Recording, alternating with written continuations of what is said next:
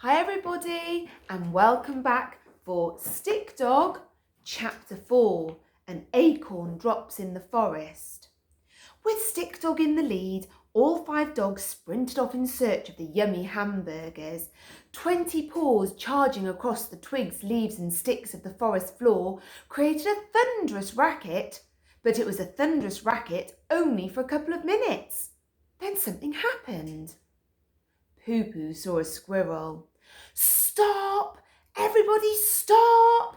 yelled Poo-Poo as he skidded to a halt. Karen, Stripes and Mutt stopped quickly beside Poo-Poo. "What?" they asked. "Up there!" Poo-Poo exclaimed and lifted his nose up in the air to point. "Squirrel in the oak tree!"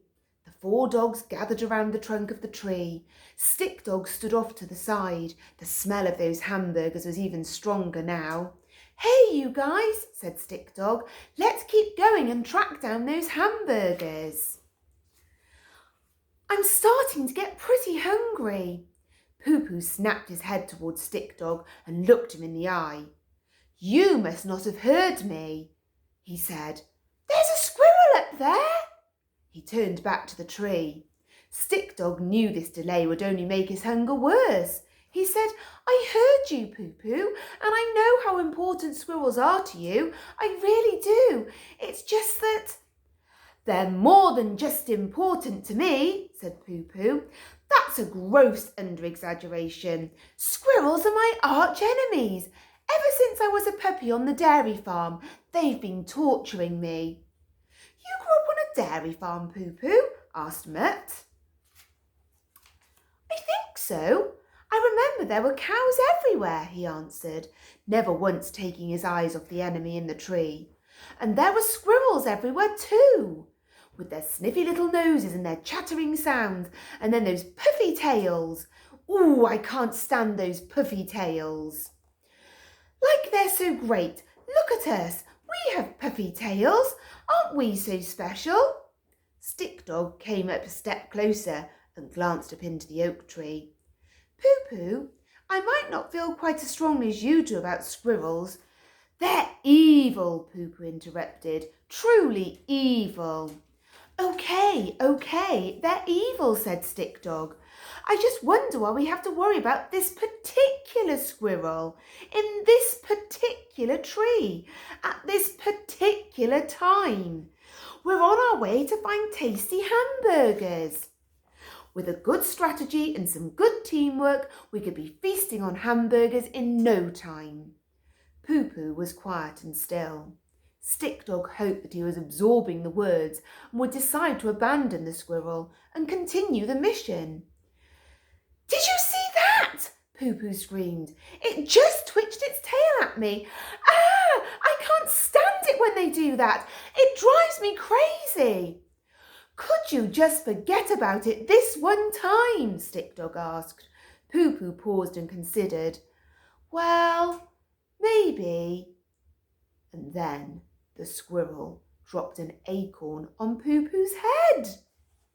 You can see the acorn, squirrel in the tree, acorn coming down, bouncing off his head. Poo-Poo jumped up, barking furiously, and put his front paws as high as he could on the trunk of the tree. "Why, you rotten little furry, no-good, fuzzy-tailed, nut-eating, acorn-dropping, sneaky, tree-climbing beast!" he yelled. "What happened?" asked Karen. "You're not going to believe what that fuzzy grey trickster did to me," exclaimed Poo-Poo. "What? What did he do?" asked Mutt and Stripes.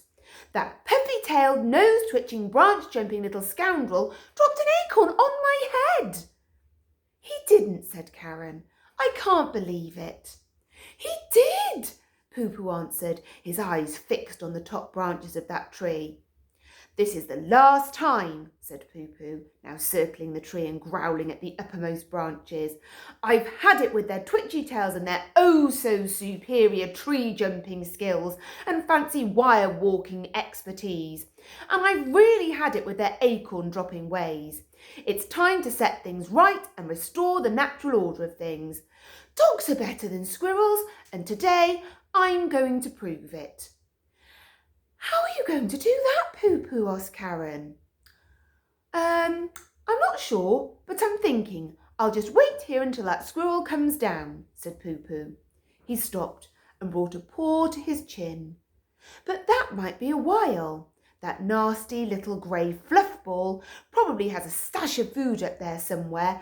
That would be just like a squirrel. So what are you going to do? Asked Mutt.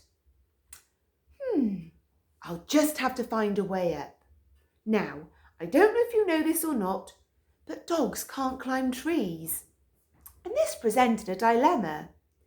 Do you know what a dilemma is? It's when you have a choice among things to do, but none of the options is very good.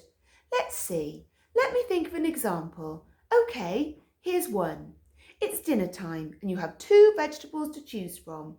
Overcooked green beans or steamed cauliflower. And your mum says you have to pick one. You, my vegetable-avoiding friends, are now faced with a dilemma. Actually, I don't mind cauliflower that much, except it kind of looks like brains. Cauliflower compared with brains. And let's face it, that's not something you want to be thinking about when you're eating. I just ruined cauliflower for you, didn't I? Well, enjoy your overcooked beans. So Poo-Poo's dilemma was this. He could wait for that squirrel to come down, which could take forever, or he could find a way up, which is pretty tough for a dog who can't climb trees. After a few laps around that tree, with his face contorted in deep thought, Poo-Poo stopped and stood before his 4 friends. Does anyone here have a huge rubber band? He asked. About 6 feet long and really, really stretchy. Stick Dog shook his head. So did Karen and Stripes. Fresh out, answered Mutt. Why do you want one? Asked Karen. Well, with all the trees around here, I thought I could string a giant rubber band between a couple of trunks to create a slingshot. Then I could shoot my way up to get that whisker-twitching menace to society. Mutt, Karen and Stripes nodded in understanding. Stick Dog didn't say anything. How about a cannon? Anybody have a cannon? Poo-Poo asked. Same principle as the slingshot, just a different kind of shooting mechanism. Anybody? Stick Dog, Karen and Stripes shook their heads again. Not with me, replied Mutt. Boo, Poo-Poo said. He began to tap his left forepaw against the ground in rapid taps. He was thinking hard, very hard. I got it! Somebody here has to have a trampoline, right? You know, those big contraptions with the springs around the outside and a big rubbery circle thing in the middle. I've seen humans jumping real high on those things. Do any of you have one of those? Anyone? Stick Dog said he didn't. Stripes and Karen did the same.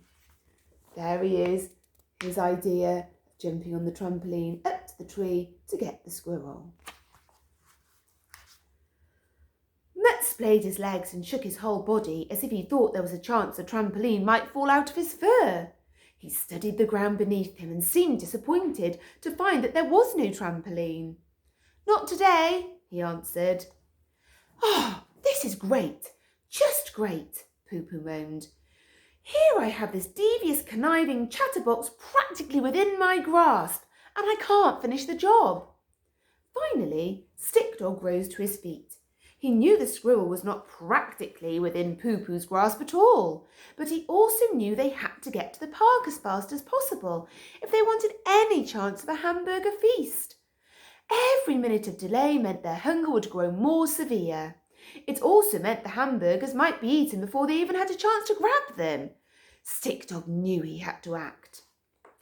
He came to the tree and stood shoulder to shoulder with Poo-Poo and whispered to him, I see what you mean now. That acorn dropping on your head made it all too clear.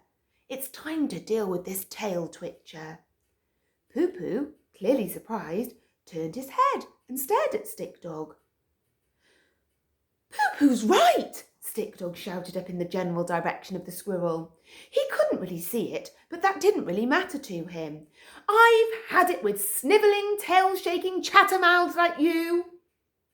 Mutt, Karen and Stripes all stared at Stick Dog too, curiosity and surprise on their faces.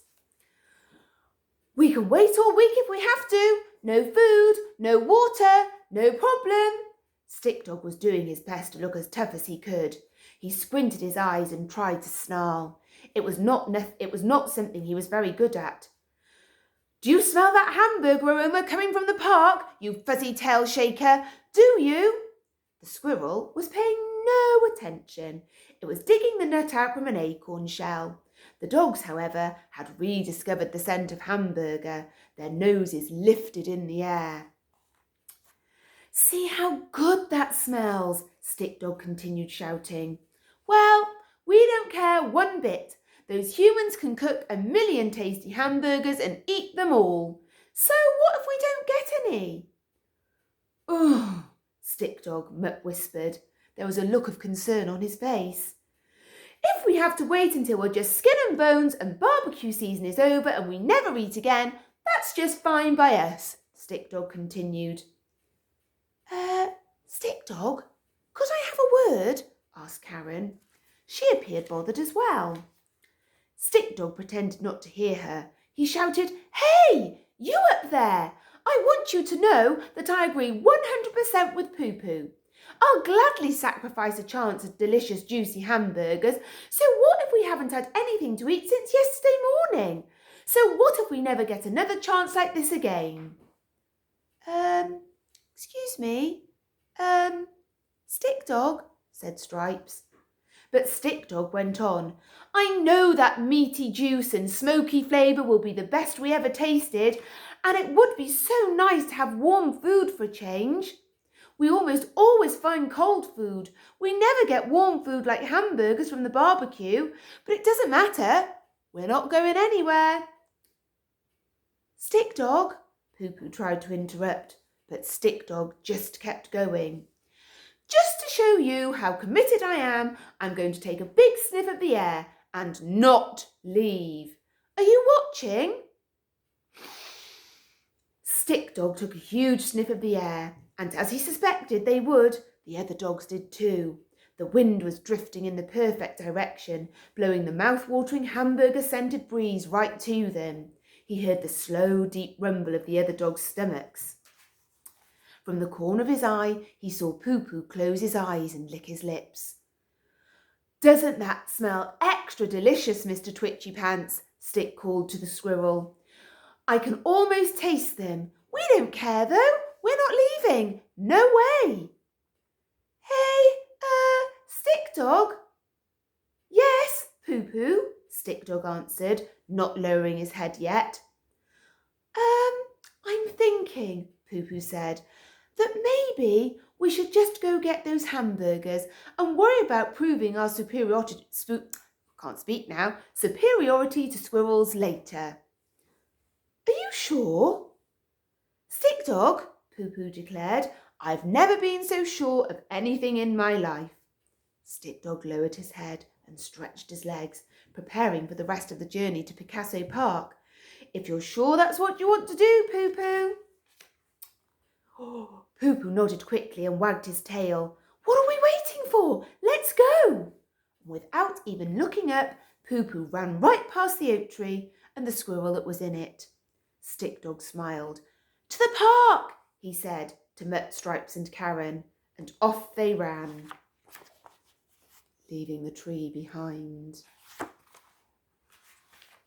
It'll be chapter 5 next time.